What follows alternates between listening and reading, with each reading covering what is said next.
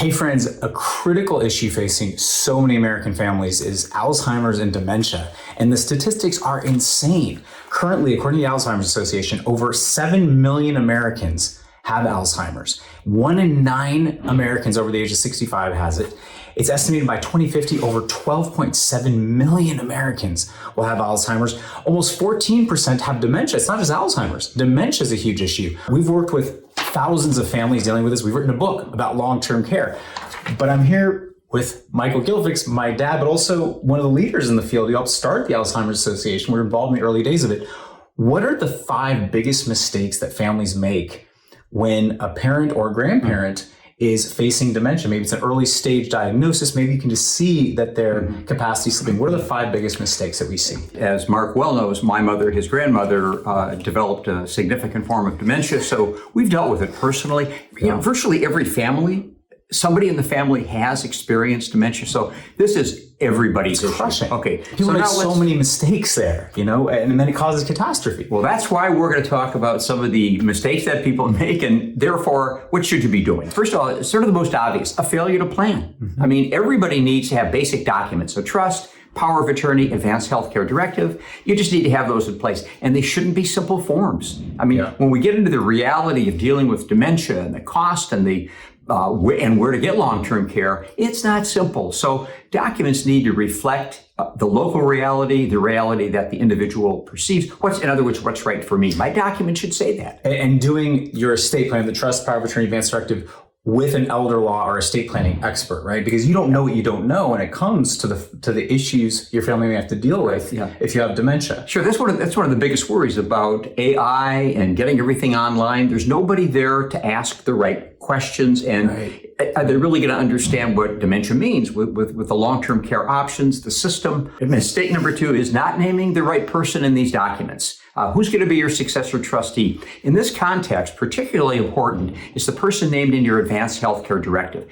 That's the person who would be communicating with the medical team on your behalf. That's the person who rather directly has a waiver in their favor so they can get information about your medical condition if issues arise. So naming somebody who isn't strong, who doesn't understand these issues, you might love that person a lot. They might be the most wonderful person on earth, but are they really capable and able to deal with these issues very directly? Most can't. Right, so even if you have great documents, they're only as good as the person you've named. If you have someone who is irresponsible or who's unorganized or untrustworthy, it's useless. You've given the keys to the kingdom. You give them all the powers they may need to help you. But if it's the wrong person, you're in trouble. And so I think it's also related to mistake number 2, not failing the right person. You have to revisit that every couple of years, especially when you're facing these diagnoses or these issues. If dementia is a new diagnosis or concern, there doesn't have to be a formal diagnosis. If there's a concern, you need to rethink who's playing which role. Mistake number 3 that we see when dealing with dementia. And this relates directly to number 2. Okay, you've named somebody, but is that person going to have the knowledge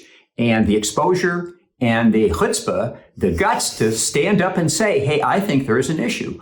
You're counting on that individual to be aware of what's going on and to step up and say, we really need to deal with this, to confront the issue. This is a huge problem. I think we can talk about this more later. The problem with dementia is I think many people, early stages, they might be aware of it. They might have a diagnosis, but there's a certain point, and we see it in our client community all the time, where people lose the ability to self-diagnose, so to speak, or they forget that they have dementia. And then we have these conflicts. And I think that goes to not only is it naming the right person, making sure, as you say, mistake number 3, a person who doesn't have the chutzpah to really stand up and say, look, mom, dad, grandma, grandpa, you have these issues. I need to really step in. It's just a major concern. Most kids, if they're named as trustees, they worry about offending dad.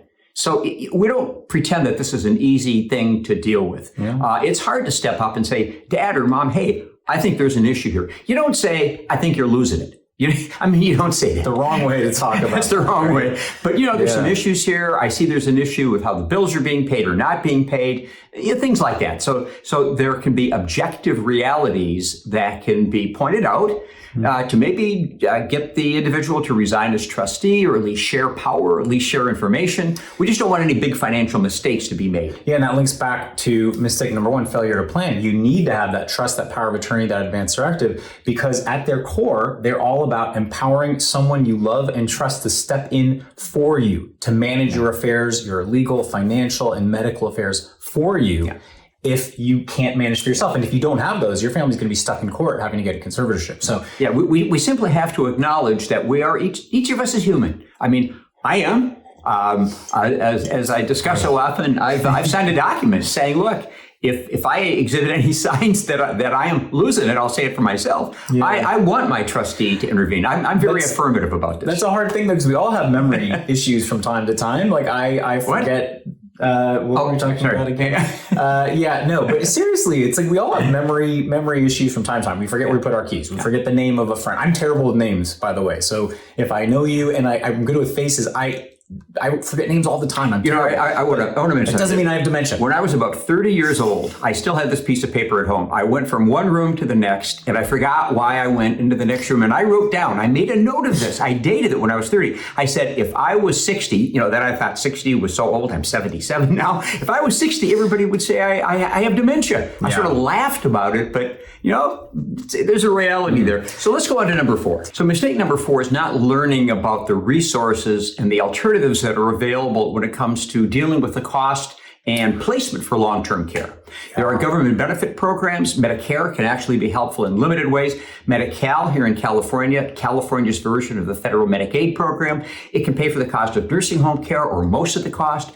There's programs that can pay for in-home care. So there's a diversity of resources. The Alzheimer's Association, by the way, being another one of those resources. So what is available in your community? What are the assisted living facilities? What are the continuing care retirement communities where there's 3 levels of care? You move there for life. What are the alternatives and the options? If you don't know about them, to try to deal with them in a crisis is extremely challenging. And we'll have a discussion, I think, another time about some of the more specifics around those programs. But I think one big misconception people have is that Medicare, which everybody in America gets when you reach a certain age, there's no eligibility rules. A lot of people think, oh, I'm fine with long-term care. Medicare will cover me. Mm-hmm. It will not, right? Poll after poll indicates that a majority of those of us over the age of 65 still believe that Medicare is going to pay for the cost of long-term care. Again, which it does not. There's limited ways in which it can help, but it doesn't pay. So we have to deal with the illusions. And the big problem with that is people don't plan as a result. They're relaxed. They think you're fine. That sort of is one of the major reasons why people don't consider long-term care insurance, which is something that we now recommend. For many years we didn't, but now for many reasons that we can go into at another time, we think that it can be a very, very good idea to have that resource available. Phil, many families go bankrupt when they face long-term care, and you have dementia. That's where people can be in nursing homes for years and years and years, because you might be physically healthy. Like grandma, when she had Alzheimer's, she was pretty physically healthy for many years, even as she was losing her ability to even understand who we were. And that's where you might be, or a loved one might be in a nursing home for years and years. And again, Medicare will not cover that. So it's either Medicaid or you have to understand. So that mistake is failure to understand how you can pay or get resources for long-term care, and then that failure to do anything around that. So I think that's really important. And I think the Alzheimer's Association is a wonderful resource to reach out to if you do face this early on. They have a helpline. We can put the number for the Alzheimer's helpline here and display that. But the alzheimers.org or their website, alz.org, I think it is, check them out as well. But that's where elder law attorneys, we help families go through this. Again, Mike and I wrote a book. We're going to do a new version of this soon. This is a little bit out of date. We wrote a book about facing the reality of long-term care. We think about this all the time, but even we don't know all of the programs or all the changes in eligibility rules. And this underscores the need for everybody to become aware of what is in your individual communities. Mm-hmm. Some of the senior centers have remarkable resources for respite care, for remodeling the home to make it accessible. And it varies from county to county, city to city. So again, be involved, know your community. You might be staggered to find out some of the resources that can actually make a material difference here. And do it right away. As soon as ideally before you face these issues, but especially as soon as you see hints, maybe there's an early diagnosis where you still have a lot of time, some time to plan. You never know how quickly it might progress. Get aware, talk to experts, elder law attorneys, long-term care experts, your local senior center. There's a lot of resources, but start that right away. Mistake number 5 is that so many people kind of panic or get bad advice or half advice, and they think they have to transfer assets. They have to do something with their assets to qualify for Medi-Cal or otherwise get benefits. Or Medicaid in other states.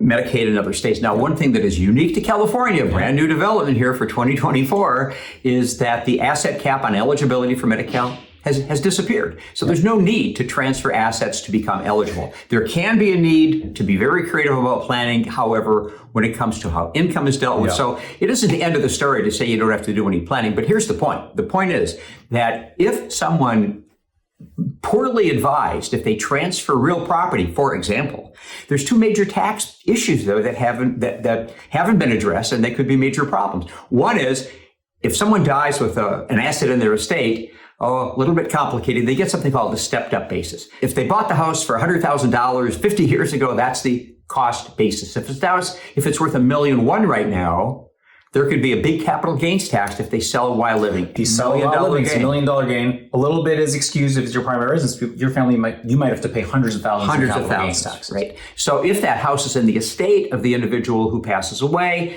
the basis increases to reflect the market value on the date of death. So if it's worth $1.1 million, the new basis is $1.1 million. Sell it for $1.1 million.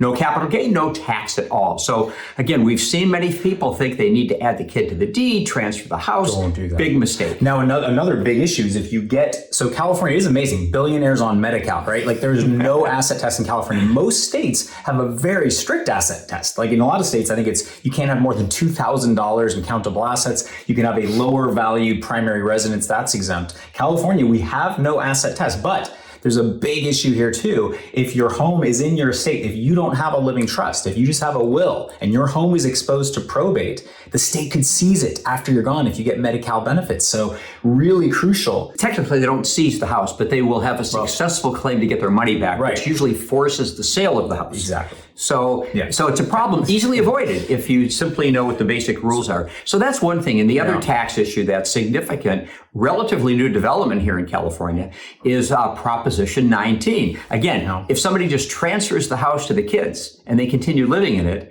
and the kid is living in Idaho, but they want to save the house for their daughter, there is going to be a complete reassessment of property taxes. So property taxes could go from $5,000 to $30,000, $40,000. Client this morning, her property taxes are $2,200 a year for a property. They will go up without planning to over $45,000 per year. That's up 20x. 2,000% without planning. So being aware of the capital gains property tax issues, and especially not making any transfers or changing title without working with an expert. This just underscores the need to not just think about long-term care as a function of care needs and government benefits. You have to be aware of so many tax issues as well. They're everywhere when you're doing this kind of planning. So comprehensive planning, of course. Don't try this at home. So let's just revisit the 5 mistakes. Mistake number 1, failure to have any estate plan in place or a properly designed estate plan. That's a living trust, power of attorney, advance directive. Mistake number 2, not naming the right people or not updating your documents regularly to make sure that someone you trust, the most responsible family member ideally, is named to step in and help if and when you need it. Mistake number 3 is that naming a person kind of related to number 2 who doesn't have the chutzpah, for lack of a better term, to know, hey, it's time to talk about this, mom or dad. Like, we're having these serious issues. Because ideally, they would step in before it's an emergency, before there's doctor's notes saying mom and dad are incapacitated. So it's proactive discussions and someone who can proactively step in before it's an emergency. Mistake number 4, failure to learn about long-term care resources and all the tools available, government benefits, community benefits, private agencies, insurance, long-term care insurance, making sure you have that comprehensive team and set of resources in place that you understand them ahead of time before it's an emergency. So let's say, 70% of us over the age of 65 are going to need some form of long-term care. So this is everybody's issue. Lastly, mistake number 5, people taking unwise steps to transfer assets or make gifts because they think it'll help them become eligible for government programs like Medi-Cal or Medicaid or other needs-based programs without expert help. Do not add a kid to title to your home. Do not transfer your home or other assets without talking to an expert. We've helped so many families with this, and it pains us when people come to us after they've taken a bunch of steps that we would have said, don't do that. It can be hundreds of thousands of dollars at stake or more. So I hope this is all helpful. It's just a critical issue. It's going to affect more and more Americans, and it's so tragic. When there's dementia, it's such a hard issue. Don't make these 5 mistakes. Work with experts in this area ahead of time, and it can save everything. I mean, it can be night and day, the difference between families that don't make these mistakes and families that do. And share this information with your family and Yes. friends. We just need to spread the word. Absolutely. Take care. Actually, let us know if you have any comments, questions, share this, subscribe to our channel, but we want to offer more free resources and free videos about this. So I hope this is helpful. Stay safe, sane, and healthy. Take care. Thank you.